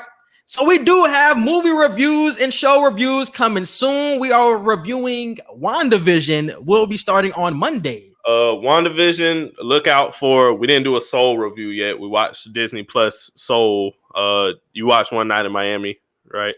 I'm watching it tonight. Yes, I will be watching it. I'm low-key gonna rewatch it tonight. Great movie. That good, huh? Yeah. It was. Plus, it's a little bit more. I just like rewatching stuff that's real deep in context. So I'm not gonna sit here and say, yeah, you gotta watch it twice, but I just like rewatching certain stuff like that. Especially when the conversations that you're gonna hear are so deep. So I'm gonna rewatch it tonight. But shout out to Regina King. That was her directing debut. That was a great way to start off your directing career. Yes, sir. And we also the Tiger documentary that just came out. I watched that over the weekend. That was crazy. What did you watch that on? I swear I watched that on Hulu. You ain't see it on Hulu? It's on Hulu, but it told me you gotta do the add-on with HBO Plus. Oh, I have the add-on with HBO Plus. So I'll give you my Hulu information and you can sign in. Okay, yeah, I'll do that and watch it. Yeah. So yeah, the Tiger documentary, also have that coming up as well. And we're gonna have some more things coming on in the future, man. We ain't did this in a long time. I don't remember the last time. Lovecraft was probably the last time we reviewed shows. So we got to get back into the reviewing shows and things like that. So we will, and the movies as well. So definitely be on the lookout for that. Moving on. Let's move on and pass the ox, bro. What you got for song of the week? Song of the week is "Want Me Dead" by Fujiano. All right, and I have "Rock and Roll Gangster" by Alon. That's an old school junk. That junk, right? That junk going crazy, bro. I heard that junk on Boondocks. Have you ever seen that episode? It was Gangstalicious Part 2. Yeah. And it was toward the end of the episode where everybody started to find out like that Gangstalicious was gay. Yeah. And it was that song playing in the background. That shit was hilarious, bro. It was when they was, I don't remember if they was in the woods or whatever, and he had kissed dude and Riley was no, that was the part 1. That was part 1 of Gangstalicious. That was part 1. It was a part 2 to that. I remember part 2. I just don't remember specifically. Like Riley was wearing skirts and Riley was questioning. That was part 2. That was part 2 of Gangstalicious. Yeah, I thought that was part 1. Nah, that's part 1 crazy. was when he was in the hospital with Gangstalicious. He was running away from the people, and then they ended up getting tied up in the woods and things like that. I could have sworn that was part. What? That was part 1, and part 2 was when he had came back. Yeah, he had came back. And damn, I gotta rewatch part 2. Then I could have sworn that was all part 2. Damn. And that was that song was at the end of the song when everybody was finding out he was gay. He was like, man, like I'm really losing people. I can't get featured with other artists no more because they find out I'm gay. Like that shit. I'll probably try to rewatch part 2. I could have sworn I seen both parts. Yeah. That shit was funny though. Boondocks, man. We need that show. But I was thinking about that over the weekend. I was like, during this time, Boondocks is so needed for the culture, dog. Like we need that show back. Even without shit we could do with Boondocks and shit they could talk about. I said the same thing about South Park. I was like, bro, South Park finna take this coronavirus shit and they finna make a killing off of this shit. Oh, bro, we gotta review Power too because we also watched that as well. Oh yeah, I don't know. Am I a good enough person to review Power Book 2 and I never watched the original Power? Yeah, he never watched the regular Powers. He just started on Power 2. So I don't know his opinion. I don't know if I can make direct comparisons because y'all might be like, he remind me of this character or this or she reminds me of this person. And I'm gonna be like, I don't know who y'all talk about, or if I do know who you talk about, I just don't know the show. So I don't know if I can give a good analyzation of that. We could try that. She said, "What?" They got too many scenes. Not too many scenes, too many seasons. Like if I'm 7 seasons or 8 seasons behind or something, I'm like, I'm just not gonna watch it because I don't got time. I think it was 5. So you 5 seasons behind with Power. Yeah, because you ain't missed on 5 seasons. But he understands what happened in Power 2, but yeah, he missed on the whole thing. Like he don't even know Ghost for real. Like the original Power, he don't know Ghost for real. Great show though. I've seen bits and pieces of it, so I ain't finna sit here and say I wasn't interested, but I got so far behind. Both of them good. Just started watching the first season. First season of Power is legendary. Yes, the first 3 seasons, honestly, are legendary. I love the first 3 seasons. 4th and 5th, I'm like, but the first 3 seasons was definitely top. I definitely got to check Power then. I'm just not one of them people. Like Grey's Anatomy, people tell me I got to watch Grey's Anatomy. I'm never catching up on Grey's. No, that's 17 seasons and counting. They're still trying to make more seasons of the shit. Yeah. So I'm like, no, I'm not going to watch something I'm almost 20 seasons behind in. Like, what is that a 30-minute show? I don't know. It's too damn many seasons. I'm not watching. I don't care. Because I was going to say, like, when it came to Girlfriends, like, I ran through Girlfriends so quick because it was 30-minute episodes. So if it was 30-minute episodes, I'm not going to watch it, but I'm just saying it probably would fly by quicker than a usual episode. I love anime, and I don't even play catch-up games with anime like that. Like, I promise you, if it's filler episodes with anime, I'm skipping fillers, and I'm watching what needs to be watched until I catch up, and then I'll watch fillers. I don't even do that with anime, so I know I ain't going to do that with real life shit. Yeah, but we're going to talk about doing Power 2, though, because we both watched the whole season of Power 2. So, yeah, we definitely going to talk about that. I don't know when it's coming back, though. I think late 2021 is what they said. I was about to say they just ended, so I don't know when they're going to try and do it. Lovecraft need to come back. Whether they do a spinoff, whether they do a season 2 or a spinoff or something, Lovecraft need to come back. I need to do this HBO add-on because I want to rewatch all of Lovecraft. I really do. Yes, we appreciate the support. Okay, you definitely coming out with that. Love a good girlfriends. Yes. Would you be, I'm asking Denisha this, would you be interested in a reboot of a Girlfriends? I wouldn't be mad at it, honestly, if they were to reboot a Girlfriends. Like, you talking about reboot with the original people or reboot with the original cast? I wouldn't be mad at it. Like, if all these other shows getting these reboots, but Girlfriends doesn't? If they all are into it, who knows? I wouldn't be mad at it, bro. I wouldn't be mad at it either. I wouldn't be mad at it. It's a lot of shows where y'all reboot. I'm like, this shit wasn't even good when it came out, but y'all gonna reboot? Like, nah, but Girlfriends, y'all do a reboot. I still would fuck with it. Like, how old is Tracy Ross? She gotta be about 50. 50. Like, is you still doing wild shit at 50, really? No. You ain't really single at 50 though, so yeah, that's a good point. You ain't really single like that. She's 48. She's 48. She's 48. Yeah, you married by that time. Like, yeah, you ain't really doing no wild shit like they was doing. Yeah, nah. I don't think they know. Hey, Denisha, I didn't even watch the end. I had stopped at the beginning of season 7 when Tony had left. When Tony left, I stopped watching. Tony was so cute. It was horrible. I didn't even want that would make me so mad if a show is so good and it just ends terribly. Like, that pisses me off. Like, that would, oh my God, I'll be so pissed. Yeah, when Tony left, dog, I was not watching that shit. Like, the first episode without Tony, I was just like, that shit ass, bro. It ain't even the same. It wasn't the same energy. It wasn't the same energy, bro. The energy is what made the show, and it just wasn't the same. All right, we also have to plug Q&E Radio. Q&E Radio is tomorrow, Thursday at 9 a.m. Eastern time. Definitely check us out on the Nothing But Net station on Dash Radio. We will be talking about the evolution of super teams, point guard Harden. We dive into some NCAA. Should they move to a 2-and-done system in the NCAA? And we also dove into some other things when it came to college basketball as well. So definitely tap in, bro. From 9 o'clock to 10 o'clock, like I said, Eastern time. We're on Dash Radio, Nothing But Net station. You can get the app. Yeah, I'm about to say Dash Radio is free, like Quincy just said. Get the app.